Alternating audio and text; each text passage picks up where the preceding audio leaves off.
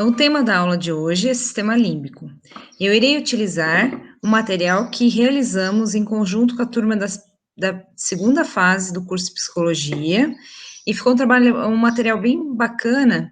Eu vou usar ele para apoio, para poder explicar para vocês o que é o sistema límbico, quais são as partes que compõem o sistema límbico, e que faz parte, então, do conteúdo da neuroanatomia, ok? Então, vamos lá. Primeiro, a gente vai explicar aí o tema, né, o sistema límbico. O que é límbico? Vem da ideia de limbo. Na verdade, é como se fosse as margens aí o que limita a parte cognitiva e a parte das funções reptilianas do ser humano. Aí o termo foi criado em 1878 pelo cientista médico anatomista Paulo Broca. Tanto que vocês já viram essa estrutura aí quando a gente viu as áreas de Brodmann, né? A área de Broca, que é responsável pela articulação da fala, é esse mesmo neuroanatomista aí que acabou encontrando essa estrutura e também falando aí a primeira vez o termo límbico. Aí fundou a neuropsicologia e também diferenciou da frenologia de Gall. Gall foi outro neurocientista que acabou falando algumas estruturas aí das estruturas neuroanatômicas, das áreas de Brodmann, inclusive também tentou correlacionar algumas áreas aí da emoção. Muito bem. Aí, já em 1937, veio James Papez, que com algumas experiências, ele conseguiu identificar que existem estruturas que são interligadas e que fazem um circuito de conexão e que vão estar, então, respondendo às situações emocionais. Então, ele fala do hipocampo, ele fala do tálamo, que são estruturas que estão conectadas e que estão responsáveis aí por experiências emocionais. Tudo inicia no hipocampo, onde que nós temos a memória emocional, ela está ali também envolvida sempre no circuito de Papez e quando a gente fala de sistema límbico, que está relacionado com as nossas emoções, sim. E também ele fala da questão do corpo mamilar, que então, essas informações vão por fibras, por feixes neuronais até essa estrutura, e dali projeta neurônios para as áreas cognitivas, passa pelo giro do símbolo, que ele fala também que tem um grande papel importante aí no sistema límbico, né? E aí você acaba tendo uma relação, uma interpretação dessas informações. Bom, então, o sistema límbico, ele está bem internamente ao nosso sistema nervoso, né? Ele tem como estrutura o giro do símbolo, faz parte do sistema límbico, o hipotálamo, o corpo mamilar, a amígdala, vocês vão ver que ela tem um grande papel importante aí no sistema límbico, o hipocampo, que vocês também já viram comigo aí na questão de memória, né? Então, o hipocampo, ele tem essa relação também com o sistema límbico, giro parahipocampal e os grupos anteriores dos núcleos talâmicos. Muito bem, nós vamos ver parte por parte, e daí a gente acaba explicando aí o que cada um faz aí no sistema límbico. Funções do sistema límbico. Quando te perguntar o que é o sistema límbico, o que ele é responsável? Ele é responsável, então, pelas emoções, pelo comportamento social, ele coordena atividades sociais das pessoas, e às vezes a gente precisa controlar esse nosso sistema límbico, porque muitas vezes vocês vão ver, eu vou usar alguns termos aí bem legal aí para vocês entenderem melhor, que às vezes as nossas estruturas são sequestradas aí, porque a gente deixa a emoção aflorar demais, né?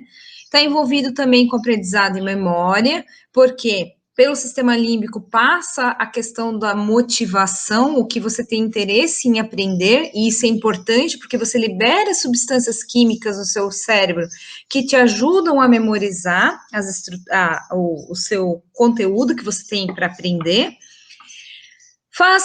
Tem ação importante aí sobre o controle do sistema nervoso autônomo, E tem também uma relação especial também no controle visceral e neuroendócrino, que é parte das glândulas nossa. Então, tudo está envolvido, a gente não consegue separar as coisas.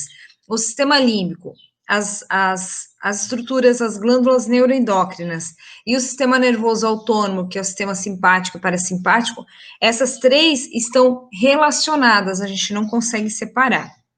Quando tem resposta a um, vai ter resposta para todos. E o que são emoções, né? As emoções são sentimentos, né? Em que são processados pelo nosso sistema nervoso central, sim. O sistema límbico, ele possui uma grande quantidade de estruturas neuronais encarregadas de regular essas emoções através de neurotransmissores. Os neurotransmissores estão relacionados com isso, por isso que, por exemplo, quando a pessoa tem uma dificuldade em produzir determinados neurotransmissores, ela vai também ter alterações emocionais também, né? É ele que regula as respostas do nosso corpo ante estímulos emocionais. O sistema límbico ativa sistemas de alerta e aumenta a taxa de batimentos cardíacos. Olha aí, ó, relação de novo com o sistema nervoso autônomo, né? Com o sistema nervoso simpático, liberando adrenalina. Aí, quando a gente está nervoso, acelera o batimento cardíaco, a palma da mão da gente sua, começa a dar sudorese, a gente começa a suar frio. Tudo isso aí é resposta, então, do sistema límbico associado com o sistema nervoso autônomo. Mais uma vez aqui as estruturas para vocês não esquecerem, e está bem grifado agora, o giro do cíngulo, giro para hipocampal, o hipocampo responsável pela memória, mas também está responsável pelo sistema límbico aí, porque para você ter, às vezes para você remeter uma memória, né, você ter, quer dizer, emoção relacionada a algum determinado momento, você vai buscar no seu banco, isso, claro, a gente não vai lá sair buscando, né? Busca-se automaticamente na sua memória o que você já vivenciou a respeito dessa situação. E aí te traz emoções, te traz produção de neurotransmissores nesse exato momento. Amígdala, a área septal, o hipotálamo. O hipotálamo lembrando que o hipotálamo nós temos vários tratos saindo dele, né? Então, ele vai fazer essa relação aí do sistema límbico com toda a nossa parte cognitiva, porque nós temos os tratos que vão para a região do córtex, núcleo anterior do tálamo e os núcleos abenulares. Muito bem. Agora vamos ver um por um. Qual que é a função de cada estrutura dessa? O giro do cíngulo. Ele faz parte do sistema do córtex límbico e se localiza acima do corpo caloso, como vocês já viram, né, na neuroanatomia. Tem a função de coordenar odores e visões agradáveis de emoções anteriores. Claro, porque nessa região aqui, nós temos estruturas relacionadas que estão recebendo tratos do bulbo olfatório, né, e que acabam trazendo aí lembranças de coisas que vocês já viveram a respeito daquele odor, né. A região anterior está ligada às emoções e tem conexões com a amígdala e o córtex órbito-frontal, a parte aqui inferior, que tem a ver, então, com relações aí também da parte do bulbo olfatório, que ele passa aqui por baixo, bem rente, né, se a gente for lembrar dos nervos cranianos. A região dorsal anterior está relacionada ao processamento da dor e da tensão. Então, quando você tem o ponto de dor e a tensão estão muito próximos, por isso que a gente dá tanta também, a gente consegue ter uma sensibilidade tão grande à dor e você consegue também dar valores emocionais à dor. Quanto mais valor emocional você der, mais dor você vai sentir, né? Você vai ser mais sensível, mais dodói, e você tem um limiar de dor também ajustado para essa sua relação que você tem com a dor. Por quê? Porque cada um interpreta a dor de forma diferente. Tá, prof? Então, isso significa que tem uns que são mais sensíveis que outros? Sim, porque você deu valores diferentes para a dor, né?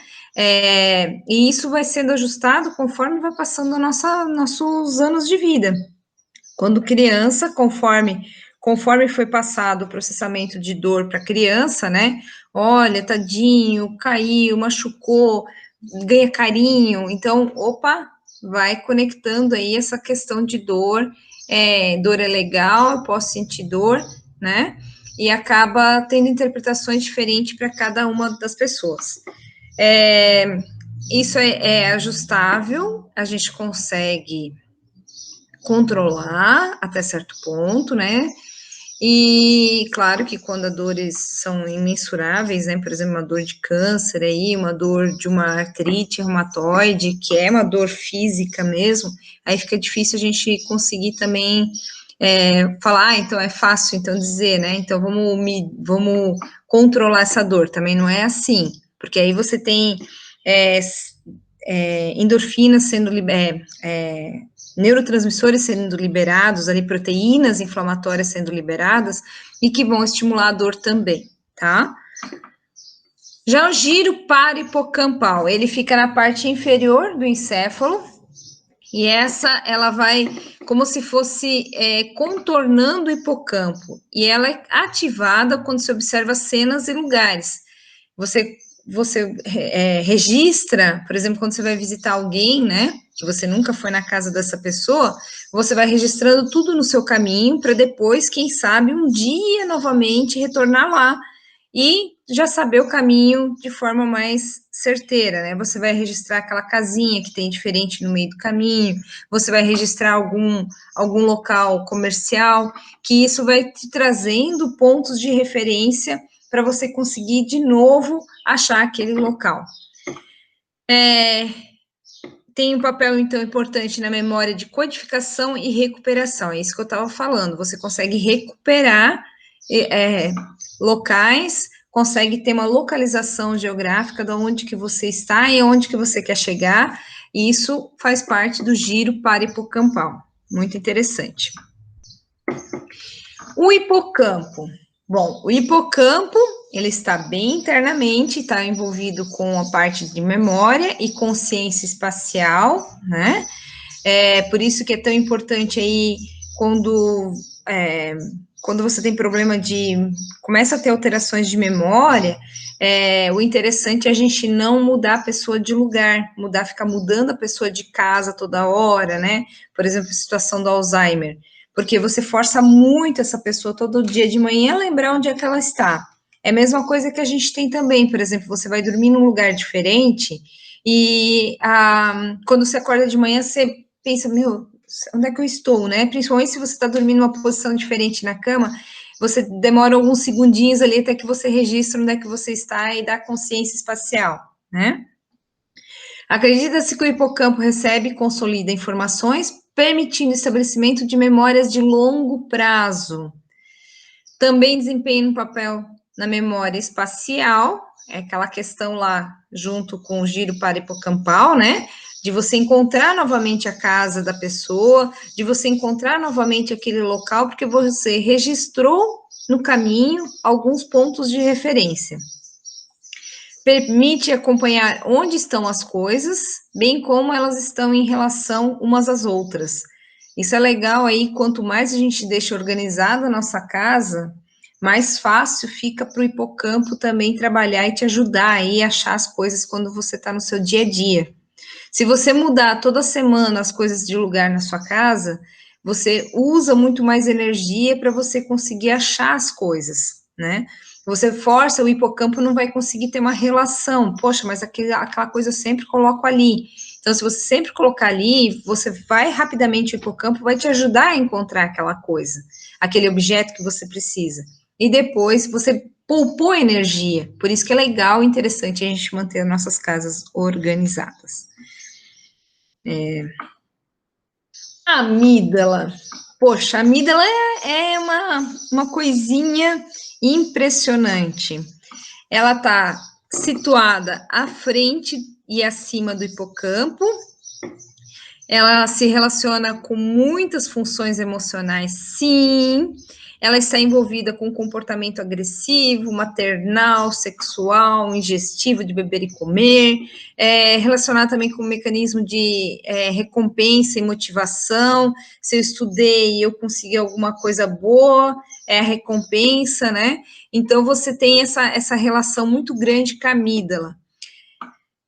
Mas também a amígdala, ela é muito sensível e ela pode sofrer reações de ansiedade, medo, raiva e sensações viscerais, né? Ela provoca, por quê? Quando você tem alguma situação de estresse, ela dispara, e a gente tem que cuidar aí, que eu vou usar o termo de sequestrada, né? A gente tem que cuidar para não deixar a amígdala ser sequestrada. Por quê? Porque ela vai emitir tanto neurotransmissor na corrente sanguínea que você não consegue mais raciocinar. Por quê? Porque a amígdala, ela é inconsciente, né? Ela faz parte do reptiliano. Nós temos, sim, uma área importante que controla a amígdala, que é a área frontal aqui do córtex.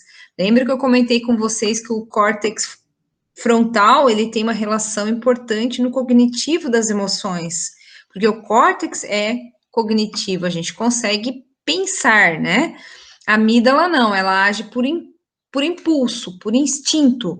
Se você não controlar ela vai liberar tanto neurotransmissor na corrente sanguínea que você vai ficar totalmente. Você não vai perder o controle daquela situação. E isso que a gente chama aí, que está envolvido até na questão do QE, né? Coeficiente emocional. Ela vai liberar adrenalina, vai aumentar o batimento cardíaco, vai dar quem é mais sensível, né, vai dar aquele vermelhidão no peito e pescoço, você vai ficar trêmulo e, por fim, você acaba não conseguindo pensar corretamente. Aí, eles falam que, por exemplo, se você vou dar um exemplo aí, né, do que eu assisti esses dias numa palestra, uma situação bem clássica. Você está sendo avaliado pelo seu chefe e ele te dá algumas críticas que você pensa, eu não concordo com isso. Aí eles falam que naquele exato momento você não deve responder. Por quê? Porque naquele exato momento a sua amígdala está liberando muito neurotransmissor e você vai responder às vezes de forma inadequada, que não é o ideal naquele momento. Então você tem que deixar baixar para você poder pensar corretamente a respeito, né? Porque a reação que você vai ter ali vai ser apenas de sistema límbico, apenas impulsivo. Você não vai conseguir raciocinar a respeito. Pensa 1, 2 dias e aí você retorna e responde aí o que você acha interessante responder para o seu chefe, tá bom? Vamos para o próximo. A amígdala é importantíssima, viu? Nas emoções aí. Então, ela libera hormônios e neuromoduladores, que a gente já sabe que são substâncias que podem prolongar ou reduzir o efeito de um neurotransmissor. Participa do processo cognitivo, como a atenção, percepção e a memória explícita, fatos e dados. E conforme você vai dando valor para certas situações, mais registra no seu cérebro. Então, se vocês acham interessante essa aula de agora, e se vocês estão achando que isso vai ser importante para sua vida, você está já auxiliando o seu cérebro a registrar como memória. Agora, se você pensar que é só mais uma aula sem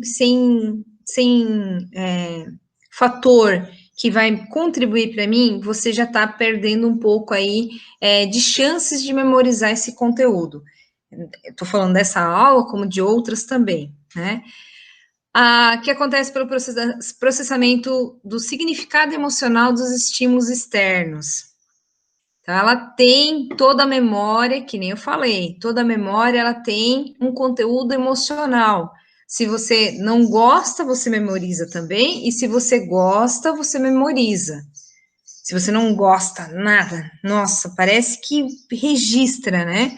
Então, por exemplo, que nem eu, parece que o gosto da jaca não sai de dentro do meu cérebro. Eu odeio jaca, né? É uma fruta que tem um gosto muito estranho. Então, ela registrou para mim, é uma coisa muito ruim para a minha pessoa. Mas também, como eu gosto muito de neurociência, de neuroanatomia ou fisiologia, Tudo que eu leio a respeito, alguma coisa eu memorizo, porque eu gosto desse conteúdo. Importante também para dar significado emocional às experiências vividas, as informações vindas do externo e do meio interno, que é a necessidade do organismo também. A amígdala pode desencadear respostas autonômicas e comportamentais. É isso que eu falei ali para vocês. Se a gente deixar ela ser sequestrada e a gente não conseguir controlar ela com a nossa parte do córtex cognitivo, já era. Aí você só consegue dar uma resposta 2 dias depois aí. Outra área é a área septal, situada abaixo e anterior ao corpo caloso, constitui um dos centros do prazer do cérebro. Então, alguns acreditam até que recebem estímulos aí da ocitocina e acabam tendo relação com o orgasmo, né? É mais essa informação, ela tem um ponto, então, bem relevante aí com questões do centro do prazer, área septal. Hipotálamo. O hipotálamo já é uma região do diencéfalo, localizada logo abaixo do tálamo e acima da hipófise, e é uma área relativa pequena do diencéfalo, mas tem uma função importante com atividade visceral, né? O hipotálamo, lembrando aí que a gente já viu um pouquinho sobre o hipotálamo, ele tem relação aí com sede, com fome, pressão arterial, frequência cardíaca, e ele também está relacionado, sim, com o nosso sistema límbico, com as nossas emoções. Bom, aqui ele fala da questão, e também está responsável pela questão do sono, do libido, do apetite, né? A fome e a raiva, lembrando que são os mesmos locais lá do hipotálamo, e importantíssimo aí para a produção e liberação também de neurotransmissores. Aí, só para listar para vocês sobre os núcleos do hipotálamo, nós temos o núcleo supraquiasmático, que é a transmissão de informação sobre os ritmos circadianos, o acordar e dormir, a frequência cardíaca, né? Núcleo dorso-medial, que tem a integração dessas informações circadianas, também de temperatura corpórea e também sobre estados de fome e sede. Então, com isso, ele acaba controlando automaticamente a pressão arterial também. Já a área pré-óptica e o núcleo posterior tem o controle da temperatura corporal aí. Aí nós temos o núcleo paraventricular, que faz o controle da pressão sanguínea, resposta ao estresse. O hipotálamo lateral, percepção da dor, da sensibilidade da dor, controle da temperatura e controle da digestão. Aí, olha só a relação com o sistema nervoso autônomo parasimpático, de liberação de substâncias gástricas, né? Que vai auxiliar na digestão. O núcleo ventromedial e arqueado, controle da fome, e o corpo mamilar, que faz a integração das informações espaciais, emotivas, com os estados internos do organismo. Que é quando você está bem, tudo está bem, quando você não está bem emocional, as coisas internas também não estão legais. E aí a gente consegue fazer uma relação bem bacana com o sistema imunológico. Por quê? Porque o sistema emocional, o sistema límbico, ele tem relação direta com o sistema imunológico também. Então, automaticamente, quando você não está bem emocionalmente, seu sistema imunológico, a produção de determinadas proteínas plasmáticas que vão fazer defesa do seu corpo, elas não vão ser produzidas por causa do seu estado emocional. O núcleo do tálamo, ele possui 3 centímetros, são 2 massas ovuladas cinzentas, e ele possui um papel de funcionamento correto do córtex, né? Se encontra nos 2 lados do cérebro e é responsável pelos 4 sentidos do homem: sensação da dor, quente e frio, pressão de ambiente nos ouvidos, que é a parte até do equilíbrio, né? E também tem função de estado de alerta, de estar atento, ou seja, de focalizar a atenção. E isso aqui é importantíssimo no momento de uma aula, por exemplo. Você precisa ter atenção para conseguir gerar memória, lembrando que você tem que ter um valor emocional, sim, para você conseguir melhorar a sua situação de memória. E se você der valor para aquilo você vai conseguir memorizar com muito mais intensidade. Por isso que é interessante quando a gente vai estudar alguma coisa, primeiro a gente tem que dar valor. Para que eu estou estudando isso? Para que é importante isso? Poxa, isso aí eu vou usar para isso, isso e isso. Ok, agora eu vou sentar aqui e eu quero aprender. Então, você vai ter um foco de atenção e vai conseguir registrar com memória. Os núcleos abenulares situam-se na região do trígono das abênulas do epitálamo, lembrando lá no tálamo, né? Recebem fibras aferentes da estria medular e projetam-se para o núcleo interpendicular do mesencéfalo. Precisa saber tudo isso? Não, você só precisa saber que ela vai ter caminhos aí acontecendo entre elas, tá? Elas enviam fibras para a formação reticular e para o hipocampo. Lembrando que a formação reticular é o que vai fazer a distribuição das informações que está vindo da periferia. Estão relacionados com o olfato, respostas emocionais a odores como perfume de pessoa, né, da pessoa que você gosta, ou da pessoa que você não gosta, e você tem uma outra pessoa vindo com aquele mesmo perfume, parece que você já tem aversão àquela pessoa sem conhecer ela, mas inconscientemente o seu sistema límbico, ele relacionou aquele perfume com uma pessoa que te tratou mal. Ou, por exemplo, quando você tem o biscoito de chocolate, alguma coisa que sua mãe fazia e que era tão gostoso, que te dava uma sensação de bem-estar, você vai estar estimulando o seu sistema límbico a produzir neurotransmissores e você vai ter uma resposta emocional relacionada a isso. Então, são só substâncias químicas que são liberadas e que acabam fazendo com que você tenha alterações aí, mudanças nas suas emoções do dia a dia. A região órbito-frontal, aquela parte inferior ali, recebe informações de todas as modalidades sensoriais que chegam a partir das unidades secundárias, né? Também parte do córtex olfatório primário, sim, porque ali passa o trato olfatório, bem por baixo da região órbito-frontal. Na porção lateral do córtex órbito-frontal, existe uma área gustatória secundária e que acaba recebendo fibras da ínsula. Então, tudo está interligado, gente. Faz conexão com o hipotálamo, regiões corticais olfatórias, hipocampo, amígdala, corpos estriados ventrais dorsal, entre outros. Também consegue identificar estímulos sensoriais que estão relacionados à gratificação,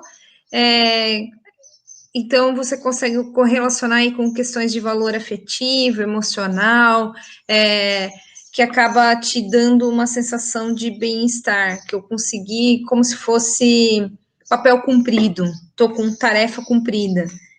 Quando você faz alguma coisa, termina, não dá aquela sensação de bem-estar, é essa questão aí de gratificação da região órbito-frontal.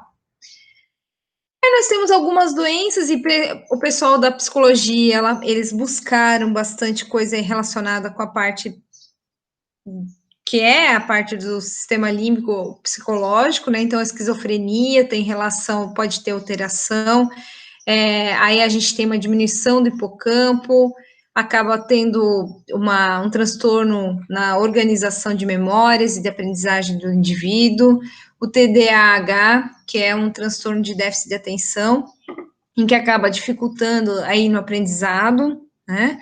As encefalopatias límbicas, a pessoa acaba podendo ter alteração de memória a longo prazo, mudança de conduta, às vezes até convulsões, epilepsia psicomotora, quando os neurônios situados na região do hipocampo se lesionam e causam doenças que afetam o lóbulo temporal.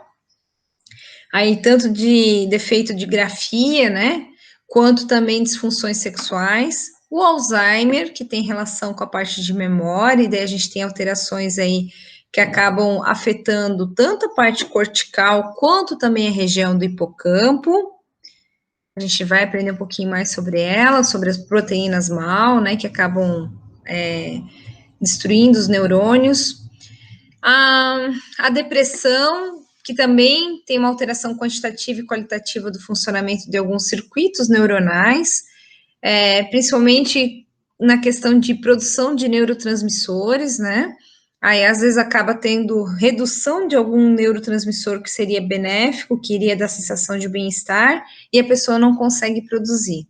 Transtorno de ansiedade, aí ela se caracteriza por sensações de perigo, e geralmente quem que acontece aí é a amígdala, é aquela questão da amígdala ser sequestrada, né? E você deixar ela tomar conta da situação. Aí ela produz demais neurotransmissor e acaba provocando um estímulo que a gente não gostaria naquele momento, né? Transtornos alimentares, aí também acaba caracterizando pela evitação de ganho ou até às vezes de restrição alimentar, ou pode causar anorexia e bulimia, né? E nesse caso, o córtex cingulado está relacionado com essa doença aí. Muito bem. Bom, aí teve um colega que trouxe um artigo bem legal, que é a importância das emoções na aprendizagem, que é isso que eu falei para vocês, que quando a gente, conforme a gente vai dando valor para as coisas,